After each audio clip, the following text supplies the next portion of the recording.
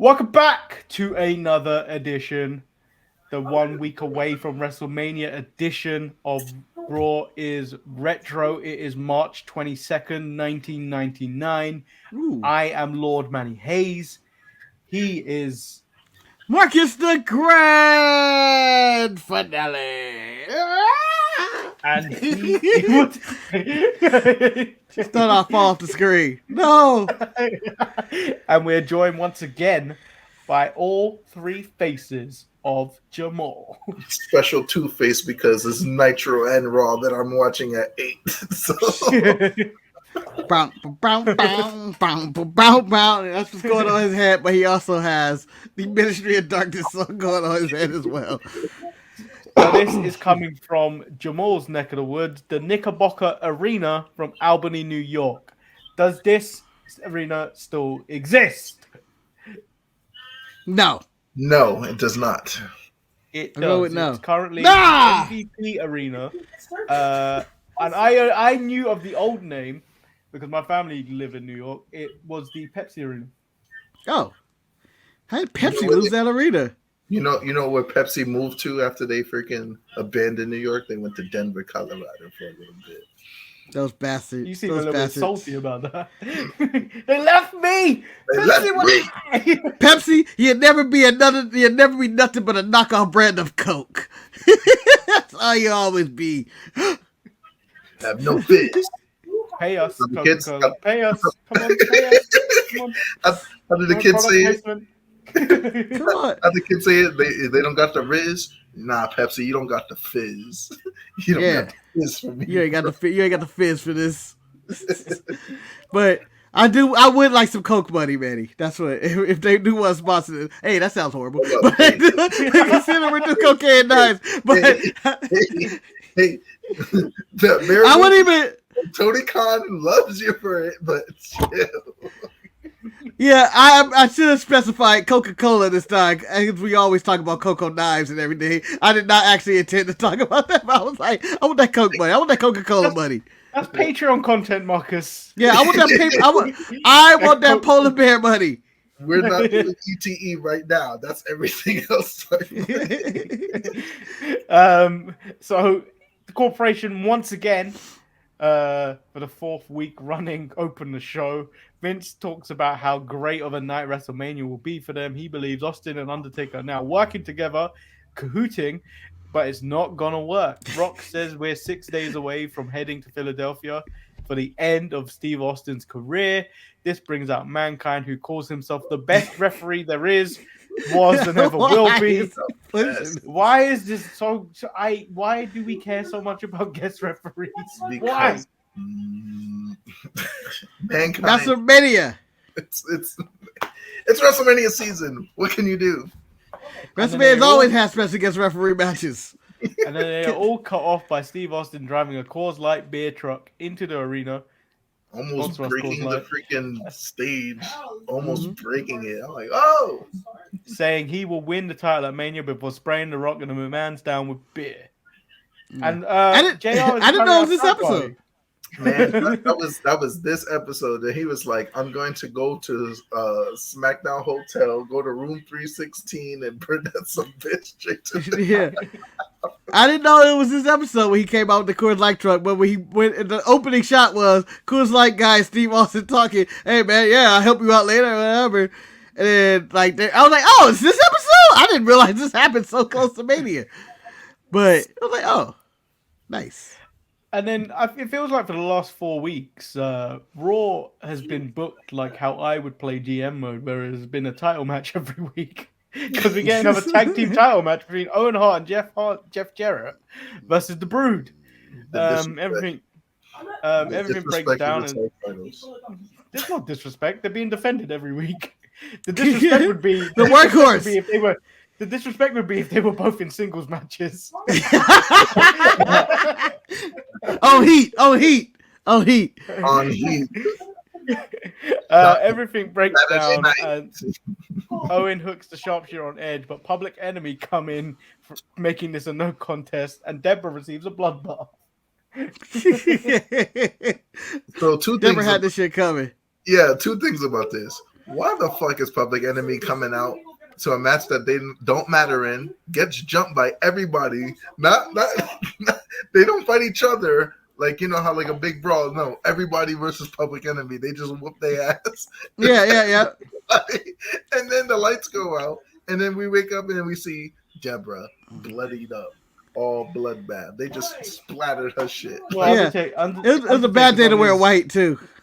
Undertaker's on his coming off the women phase of his career. He was on some bullshit for these 3 weeks. We get the hardcore title, intercontinental title match between Billy Gunn and Road Dogg. This isn't a hardcore match, despite the title being on the line, which I found. Billy Gunn hits the famous sub, but now no Goldust and Val Venus are here for the DQ finish. Yes, because enough is enough. Or as I like to call this faction, the Men of Shinrock. The Men of Shinrock. Everybody's had their turn. Everybody, I think, except for Road Dogg. I think he's the only one. Al didn't get. Oh yeah, he didn't get a run either. Road Dogg and Al Snow never got to run with Ryan Shamrock. Here's Blue Meanie with a chair to call out Ken Shamrock for some reason. He says that the company isn't big enough for the both of them. So tonight, the Meanie is going to take a stand. Shamrock music hits, but it's not Ken Shamrock, it's Ryan Shamrock. Yeah. What a swerve. What a swerve. Meanie tries to spank her, but here comes Ken and Goldust, who wind up brawling as Meanie and Ryan run away. What is going on? Why is this so messy?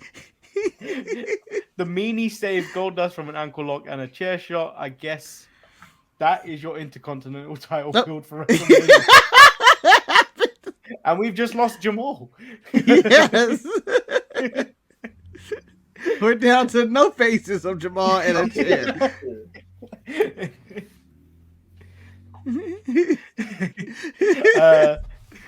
So let's just move into Sable versus Ivory. This is a non-title match. Ivory's friend D'Lo Brown jumps in on commentary.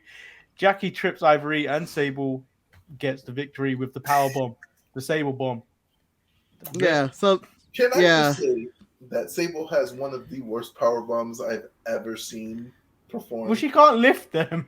Yes. It's about lift most of these women. She is trash. She is dumpster juice doo-doo. She's the greatest of all time, Jamal. She's inspired me. You're Suplex City. I don't care. Your wife is trash. You were thinking about Bobby Lashley when you were inside. She brought kick pads to the WWE. Yeah, she inspired Wardlow, the Symphony of Wardlow with her Sable Bomb. Walter would be nowhere without learning the power bomb if Sable didn't do it first. Sable bombs. He was doing Sable bombs on Hulk Hogan stuffed animals. We get Mankind versus The Rock. Mankind hits a double arm DDT, but still there is no referee because it was a ref bump. Instead, it's Socko time, which draws out the Big Show to chokeslam Mankind, drawing a DQ from awakening the referee. The Rock yells at the Big Show after this match. What are you doing? What are you doing, you big dumb idiot? What are you doing? You pile of monkey crap. You pile of monkey crap. What are you doing? What are you doing? So we get Kane versus Goldust. So after learning from what Undertaker pulled last week of dressing up as Kane, we aren't getting Goldust versus Kane because Triple H is dressed up as Goldust and then shoots a fireball at Kane. Got a gun. Triple H fireball. He had basically a machine gun or a flamethrower or some kind, and I would say it fails in comparison to Kane's one-shot fireball in China's eye. Ineffective. Kane's been on fire at least in the past 2 months. literally on fire. But for Triple H to take his time with the Goldust outfit and makeup, he really He's used to wearing a robe. He could have just worn a ring and came out in gold and nobody would have noticed at first. He went all in. Wear the wig. I think he didn't even wear the wig. That was his actual real hair. His actual hair. I didn't even That boy has some beautiful hair. Oh, and then we get X-Pac versus Shane McMahon, but it's a non-title match in the parking lot. Hey! It's a Greenwich Street Fight. Yeah, get it right. Yeah. What you failed to mention in all these episodes, Manny, we've got the Mean Street Posse video packages and Shane McMahon's bar stories. About how tough they are in the mean streets of Greenwich. Yeah, but you know what? It was only funny. I can't even remember because there's only one person's name I actually remember from the Mean Street Posse. That's Pete Gas. Pete Gas, but I think it's Rodney. Uh-huh. Rodney, with the blonde hair that was talking through all the video packages. So they had the original Willie Green, but he sucked. So then they put Joey Abs in later. But you don't see Joey Abs yet. Gotta tell you, Willie Green should not be a white guy. I'm just saying. So that's one of the blackest names ever. Now mind you, not Greenwich. Rodney is the whole mouthpiece of the Mean Street Posse, so he's just like, yeah. And Shane, he hit him, bow, boom, boom. He talks boom, exactly like surprise. Shane on commentary. He talks exactly like Shane when he's on commentary. Fucking Goombas. But seeing as you said Willie Green is a black man. I did not say he's a black man. I said it's the blackest name in Greenwich, Connecticut. So if you sign Willie Mack, would you change his name to Willie Green? In WWE. We're gonna get Beyblade. We're gonna get Beyblade White J. So Beyblade White. But yeah. Then we move into the Mean Street Posse actually attack X-Pac. Yeah. He's punching the dick. They run off. They speed off in sports cars. And we move into Ken Shamrock. Hey, how unsafe did that look? With Shane flicking them off, and then they hit that hard corner, and there were people there. I was like, someone could have got ran over. Shane could have flew out of that shit. My son Shane gave the suck it on the vehicle. He's like, yeah. Riding away, yeah, suck it, fuck you. Like, whoa. Then we get a nonsense trios match between Ken Shamrock, Bossman, and Test versus Undertaker and the Acolytes. Nothing happens at all. Just look at how imposing that Undertaker, Farouk, and Bradshaw looking, and then you had that's a badass crew. Yo, like when they came down to the ring, it was just like, yo, he really had these dudes like follow him down to the like, you know, like as a group. Like the group consisted of like Bradshaw, Farouk, Edge, Christian, Gangrel, Mideon, Viscera. Like that was the group. Like along with Undertaker, like yeah, that's just crazy. Like to think. It seemed like the other team was outmatched though. Like when you clearly look at the Undertaker and the Acolytes right there, you go like, oh, those guys are gonna kick this other team's ass. Vince comes out guaranteeing that Austin won't enjoy what's coming. There's no chance that Austin wins the title back on Sunday because tonight's guest commentator will beat him at WrestleMania. So The Rock is on commentary. Austin. I swear to God, Mick Foley and The Rock are both doing things that aren't their job for the past month. Mick Foley, I'm going to be a referee. The Rock, well, I will commentate on that match. Let me just say, this whole month of March, The Rock has been wrestling in nothing but gym fucking pants. Yeah, because he had his pec surgery. That's due to the pec surgery. So he had to wear the gym thing, and then eventually it's over, and it's like, hey. So we got Big Show versus Steve Austin. Did you this was supposed to be the main event of WrestleMania next year? It's WrestleMania 2000. Yeah. Are you glad we did not get that? Stone Cold and Paul White 1-on-1 WWF title WrestleMania 2000 Anaheim, California. That's what the notes say. The notes say this was supposed to be the main event of WrestleMania 2000. Yikes! Thank God. You know what? This match wasn't as bad as it should have been, though. I actually thought this was better than what I was expecting. I was like, you know what? They did what they could do. Look, Big Show is very athletic for his size, right? Let's not take anything away from the giant Paul White, Big Show, whatever you want to call it. He's the fastest man in the WWE locker room for a very long time, you know. Because whenever they do those, things where, oh, these people are invading, he's always the first guy out. Like running to the ring. Man. Solid match. So it was the Thez press to take Show down, and Austin grabs a chair, 2 shots to the legs and 3 to the head. And Mankind seems to let it go, and it sets up the stunner for the pin. Good match. Austin looks strong headed into Mania. The Rock is upset. You know, that's where you want this to be, I guess. And then post match we get 2 brawls that break out with The Rock hitting the rock bottom on Austin to end the show. So MVP of the night, guys. MVP. Let's start with MVP. Ooh. I'm going to go with triple. We're going to start with MVP and not moment. Oh yeah, MVP. Shoot. I almost picked moment. Damn, MVP of the night. Why not? Why not give it to Mick Foley? One time for refereeing. I really don't have one for this. I guess I go Austin. Austin with the beer truck. He sprayed him with that. I can pick 2. I can pick 2 things. I'm gonna go Mankind for the month of March with this refereeing bullshit. The entire month of March for the refereeing bullshit. As much as I liked heel Jim Ross, as much as I liked the ministry and stuff like that. What we forgot to mention is heel JR was at a frat party. Yeah, we brought it up. The fight. We were talking about the fight between Hardcore Holly and Steve and Dr. Death. And they had a big old fight. Yeah. Big old fight. JR wanted some women. Yeah, I'm going to change my MVP to the bros at the frat party. The bros at the frat party. Bros. They were hyped. Nah, my MVP would have to be The Rock at the end of the day because he kept the story, he kept the narrative pushing, right? So even with taking a loss at the beginning of the night, getting hit with that beer bath, one of the most iconic moments in Raw history, just to stand tall at the end of the night, 6 days out from the biggest WrestleMania at that time. So give it to the champ.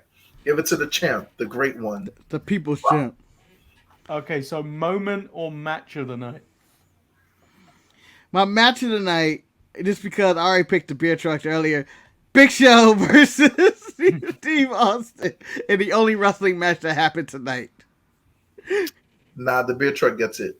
It's iconic moment. It's replayed. Yeah. It's replayed generations later. It's the easiest answer. Vince drowning. You can't argue with it. Yeah. So creates Milkomania later on. Yeah, so that's the end of today's show. Make sure you like the video, subscribe, check out all our content. Check out content on SoundCloud with the boy down here. Three Faces of Jemal is the account. And you can check out the MCM podcast. Check it out. Check it out. You fools. Got the podcast. Got the music going on. If you fucks with it, you fucks with it. If you don't, I still fucks with it. What's up? The shark still gonna get shot. With a fireball. With a fireball. Actually, do you know what? The moment of the night is actually Triple H because he went full gold dust. His real hair. With his real hair, you should never go full gold dust. I changed my MVP pick. Like you have to think he must have wanted to go before he got that fireball. You'd never get the name once in a row. Everybody's done it at least once in a row. They did the Ric Flair. Yeah, everybody. They did the gold dust in a row. You would never forget the name gold dust. So yeah, make sure you like the video and subscribe. Instead of doing the goodbye, the gold dust. Goodbye.